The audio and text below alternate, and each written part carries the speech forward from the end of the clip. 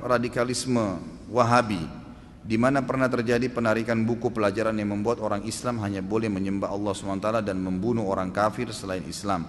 Saya tidak tahu yang mana sekarang yang diistilahkan dengan Wahabi ini.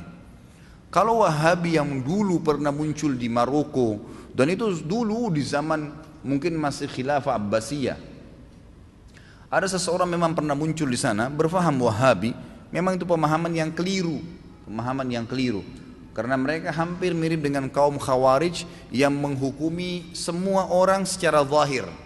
Misal tentang pengkafiran secara mutlak, semua orang kafir harus diperangin, gitu kan?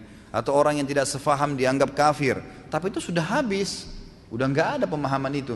Karena pimpinannya waktu itu kalau tidak salah dihukum kisos oleh khalifah, kemudian seluruh pengikutnya juga didakwahin yang tidak mau dihukum oleh khalifah. Memang sudah habis pemahaman itu, tidak ada, gitu kan? Nah, kalau yang saya tangkap sekarang, pemahaman Wahabi yang diangkat-angkat ini, itu sekarang lagi disebarkan oleh orang-orang Syiah. Orang-orang Syiah ini, kebanyakan mereka dibongkar kedoknya tentang siapa itu Syiah, bagaimana akidah mereka, bagaimana keyakinan mereka, kesalahan-kesalahan yang menyimpang, itu oleh kebanyakan muslimin yang ada di Saudi. Di Saudi ini kebetulan berdirinya negara Saudi itu, dua pedang Saudi itu melambangkan dua Muhammad. Muhammad bin Saud yang sekarang menjadi keluarga Al Saud namanya, keluarga raja. Saudiyah itu diambil dari kata-kata keluarga Saud. Muhammad bin Saud namanya, itu pendiri pertama kerajaan Saudi.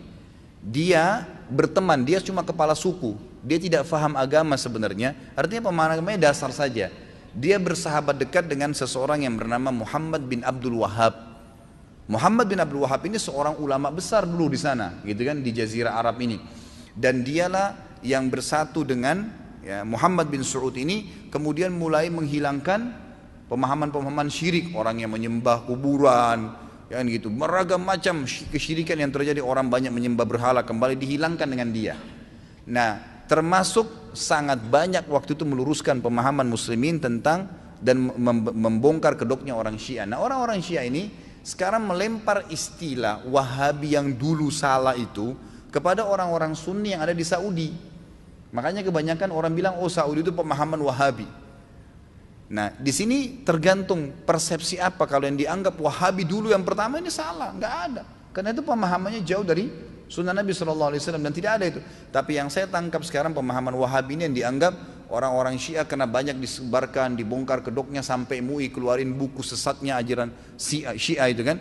Nah, mereka tahu yang membongkar ini ahli sunnah dan sumbernya di Saudi sekarang. Maka mereka menakut-nakuti muslimin, mengatakan itu pemahaman Wahabi, hati-hati. Seperti itulah. Gitu yang saya tangkap.